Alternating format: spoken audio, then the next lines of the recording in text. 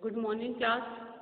Last class 10th Hindi में हमने जो है जयशंकर प्रसाद पद्य खंड का चौथा पाठ पढ़ा था, जयशंकर प्रसाद का, जिसमें जीवन परिचय पढ़ा था।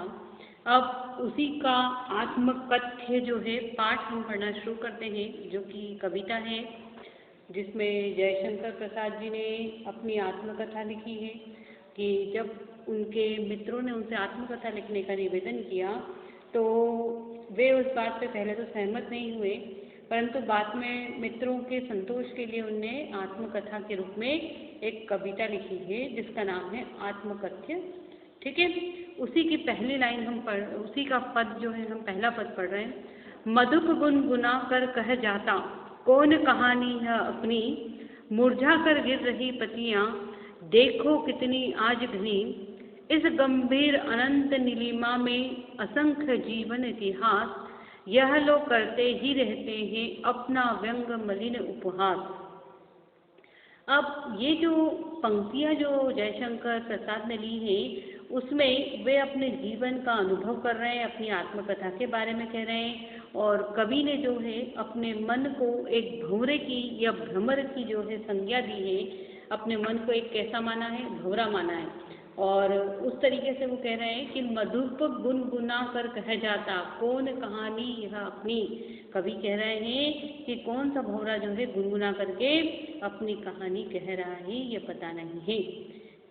मुरझा कर गिर रही पत्तियां देखो कितनी आज घनी, मेरे आसपास जो है या कवि के निकट जो है अनगण्य जो है पत्तियां, कोमल पत्तियां मुरझा करके आ रही है, गिर रही हैं, कितनी घनी पत्तियां आज गिर रही हैं, यह देखो। इस गंभीर अनंत नीलिमा में असंख्य जीवन इतिहास, ये जो गिर रही हैं असंख्य जो पत्तियां गिर रही हैं, उनमें वो उनकी जीवन की कोमलता का अनुभव कराती हैं, और ये जो पत्तियां असंख्य जीवन इतिहास का कह रही है कि जो गिरकर नष्ट हो रही है, वो अपने जीवन के इतिहास के समापन का उद्देश्य बता रही हैं। तो दूर दूर तक ये जो फैला हुआ आकाश है, उसके सहारे लोग अपने जीवन का इतिहास लिख रहे हैं और जो है लिख चुके हैं। इसी के बारे में जो है कवि कह रहे हैं। अब फिर से एक बार अपन रिपीट कर देते हैं कि जो है कवि अपने मन को जो है क्या मान रहे हैं? एक भंवरे के समान मान रहे हैं, और यह मन रूपी जो भंवरा है ये गुनगुना कर पता नहीं कौन सी कहानी को कह रहा है। कौन कहानी ये अपनी कह जाता, कौन कहानी अपनी, मतलब ये मन रूपी जो भंवरा है ये कौन सी कहानी को कह रहा है, यह पता नहीं है। मुरझा कर गिर रही पत्तियां देखो कितनी आज घनी, आज बहुत सारी घनी पत्तियां मुरझा कर गिर गई हैं। इसका मतलब ये है कि कवि के निकट बहुत सारी कोमल पत्तियां मुरझा कर गिर रही है, मतलब ये गिरने वाली जो पत्तियां हैं वो उनकी जो है जीवन की मधुरता का प्रतीक है। और जो है, और ये पत्तियां जब गिरकर नष्ट हो रही है तो इसी तरह से माना जाता है कि मनुष्य के जीवन का भी समापन हो जाता है। जिस तरह से पत्तियां गिर जाती है, नष्ट हो जाती है पेड़ से गिरकर, तो उसी तरह से मनुष्य के जीवन का भी क्या हो जाता है? समापन हो जाता है। और ये गिरने वाले इस तरह दूर दूर तक फैले हुए गहरे नीले आकाश के नीचे अनगिनत लोगों ने अपने जीवन का इतिहास लिखा है, और कवि ये कहते हैं कि उन्होंने अपनी आत्मकथा लिखकर स्वयं का ही मजाक उड़ाया है ना। यह लोग करते ही रहते हैं अपना व्यंग मलिन उपहास, मैंने मतलब अपनी जो है ये आत्मकथा को लिखकर मैंने अपना ही क्या किया है? उपहास किया है, क्योंकि लोग उनकी आत्मकथा को पढ़कर उनका उपहास कर रहे हैं। इसलिए कवि भी कह रहे हैं कि यह लोग करते ही रहते हैं अपना व्यंग मलिन उपहास, मतलब लोग बात क्या करते हैं? अपनी जो है आत्मकथा को पढ़कर अपना उपहास करते हैं। तो उसी तरह से कवि भी कहते हैं कि मैं अपना पढ़कर अपना ही उपहास करते हैं। तब भी कहते हो कह डालूं दुर्बलता अपनी बीती, यह सुनकर सुख पाओगे देखोगे यह गागर रीति, किंतु कहीं ऐसी न हो कि तुम ही खाली करने वाले हो, अपने को समझो मेरा रख ले अपनी भरनी वाले, यह विडंबना मेरी सरलते तेरी हंसी उड़ाऊं मैं, भूले अपनी या प्रवंचना औरों को दिखलाऊं मैं। अब कवि क्या कह रहे हैं? कवि अपने मित्रों से कह रहे हैं, किंतु कहीं ऐसा ना हो कि तुम ही खाली करने वाले अपने को समझो, मेरा रस ले अपनी भरने वाले। मतलब कवि क्या कह रहे हैं कि कवि कह रहे हैं, कवि अपने मित्रों से कह रहे हैं कि जो है मैंने अपनी जो आत्मकथा लिखी है उसके बारे में जो है पढ़कर उन्हें ऐसा लगता है कि उनके दोस्त भी उनका मजाक उड़ा रहे हैं या स्वयं ही अपना उपहास कर रहे हैं। तो वो अपने मित्रों से कहते हैं कि इतना कुछ देखने पर भी क्या तुम चाहते हो कि मैं अपनी दुर्बलता कहूँ? तुम भी कहते हो कह डालो दुर्बलता अपनी बीती। मतलब इतना कुछ कहने पर भी क्या तुम देखना चाहते हो कि मैं अपनी दुर्बलताओं को कह दूँ? यह तुम सुनकर सुख पाओगे, देखोगे यह गागर रीति। कहीं ऐसा तो नहीं कि तुम मेरे जीवन की खाली गागर को देखकर जो है तुम्हें बहुत सुख मिलेगा। तुम सुनकर सुख पाओगे, मतलब जो मैं लिखूंगा उसको लिखकर या उसको सुनकर तुम जो है बहुत सुख पाओगे। यह गागर रीति, तुमको मेरे जीवन का जो खुली गागर मतलब मटका है, एक तरीके से मटकी के बारे में देखकर कि मेरा ये जो जीवन है कैसा है, खुली मतलब मटकी के समान है, खाली गागर के समान है, और उसे देखकर तुम्हें सुख मिलेगा। किंतु कहीं ऐसा ना हो कि तुम ही खाली करने वाले अपने को समझो और मेरा रस ले अपनी भरनी वाले।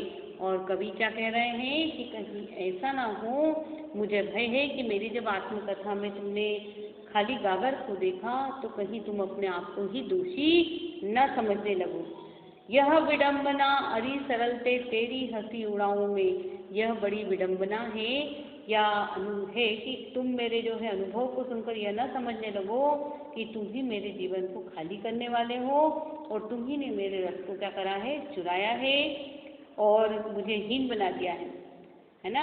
यदि मैं तेरी हंसी उड़ाऊं तो यह मेरा भाग्य होगा, है ना। यह विडंबना अरे सरलते तेरी हंसी उड़ाऊं, अगर मैं तेरी सरलता से हंसी उड़ाऊं, भूले अपनी या प्रवंचना औरों की दिखलाऊं, और मैं अपनी आत्मकथा में अपने भूले गिनवाऊं या दूसरों के छल कपट की कहानियां सुनाऊं, यह मैं नहीं जानता।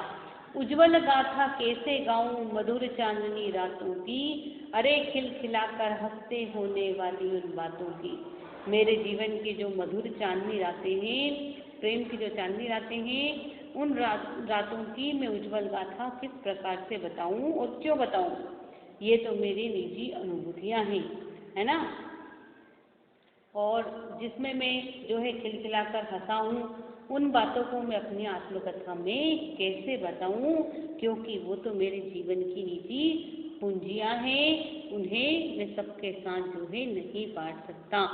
मिला कहाँ वह सुख जिसका मैं स्वप्न देखकर जाग गया, आलिंगन में आते आते मुस्काकर क्यों जो भाग गया। अब कवि क्या कहते हैं कि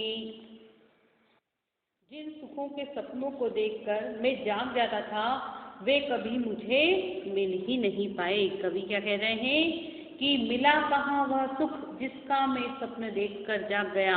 कवि कहते हैं कि वह सपना में जो है जिसको देखकर जाग गया, वो मुझे कभी सपना मिल ही नहीं पाया।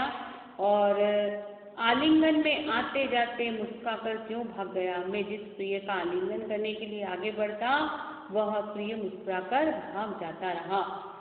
जिसके अरुण कपोलों की मतवाली सुंदर छाया में अनुरागिनी उषा लेती थी सुहाग मधुमाया में, उसकी स्मृति पाथेय बनी है थके पथिक की पंथा की, सीवन की उधेड़ कर देखोगे क्या मेरी कंथा की।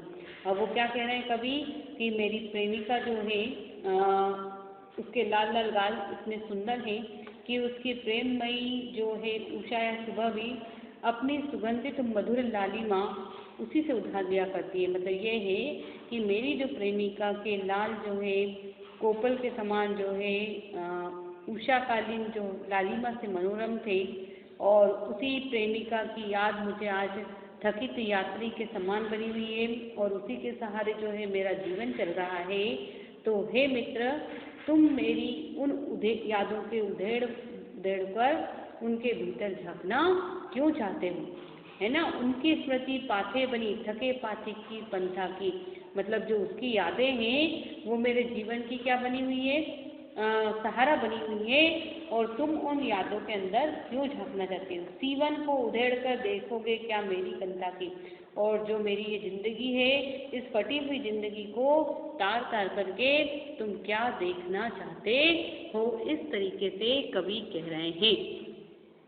ठीक है, मतलब कवि जो है अपनी आत्मकथा में ये कह रहे हैं कि जो उनका जीवन है वो एक उसमें बहुत ही अनुभव है, और मेरे कुछ व्यक्तिगत अनुभव हैं, उन्हें मैं किसी से साझा करूं तो सबके सामने मैं उन्हें क्यों बताऊं, या तुम मेरे जो मित्र हो जो जिन्होंने आत्मकथा लिखने के लिए कहा है वही बाद में उपहास भी करोगे, तो मेरी आत्मकथा को जो है सुनकर तुम्हें क्या मिलेगा, या तुम ही जो है मेरी बाद में हंसी उड़ाओगे, इसके बारे में कवि कहते हैं। छोटे से जीवन की कैसी बड़ी कथाएं आज कहूँ, क्या यह अच्छा नहीं कि औरों की सुनता मैं मौन रहूं, सुनकर क्या तुम भला करोगे मेरी भोली आत्मकथा, अभी समय भी नहीं थकी सोई है मेरी मौन व्यथा। अब कवि क्या कहते हैं कि अपने सामान्य जीवन की जो बड़ी से बड़ी गाथा कैसे कहूँ और कैसे लिखूँ, मेरा जो जीवन है ये कैसा है, छोटा सा जीवन, और उसकी मैं आज बड़ी से बड़ी कथा किस तरह से लिख सकता हूँ, है ना। क्या यह अच्छा नहीं कि औरों की सुनता मैं मौन रहूं, क्या ये अच्छा नहीं होगा कि मैं औरों की बातें सुनूं, औरों की गाथाएं सुनूं, चुपचाप रहकर जो है मौन रहकर दूसरों की कथाएं सुनूं। सुनकर क्या तुम भला करोगे मेरी भोली आत्मकथा, क्या अगर मेरी ये जो भोली भाली आत्मकथा है उसके बारे में सुनकर तुम क्या करोगे, उससे तुम्हारा कोई मतलब ही नहीं है, उससे तुम्हारे मतलब की कोई बात भी नहीं है, अभी समय भी नहीं थकी सोई है मेरी मौन व्यथा, और अभी तो मैंने कोई महानता भी अर्जित नहीं की है कि उसके बारे में मैं कुछ शब्द लिखूं। अतः मेरे दुख जीवन के जो सारे दुख दर्द हैं वो कैसे हैं, शांत हैं, और मेरे मन में जो है कुछ भी लिखने की उमंग नहीं है। अगर इस तरीके से कहा जाए तो कवि जो है अपनी आत्मकथा जब अपने मित्रों के कहने से लिखते हैं तो वो नहीं चाहते हैं कि उनके जीवन के कुछ व्यक्तिगत प्रसंग जो है वो सभी के सामने साझा हों। साथ साथ ही जो है कवि ये भी नहीं चाहते हैं कि जब उनकी आत्मकथा लिखी जाए तो उनके मित्र उसे पढ़ें और उस पर जो है क्या करें, उल्हाना करें, कोई ताना दें, इसके बारे में वे नहीं चाहते हैं। वे अपने जीवन के कुछ व्यक्तिगत जो पल हैं उन्हें किसी के साथ साझा नहीं करना चाहते हैं। इस पाठ में जो है कवि ने इसी को अपनी आत्मकथा कथ्य के द्वारा ये अपनी आत्मकथा को ही कविता के रूप में जो है दर्शाया है। तो इस तरीके से हमने जो है जयशंकर प्रसाद द्वारा लिखित आत्मकथ्य के कुछ पदों को पढ़ा है, समझा है। धन्यवाद।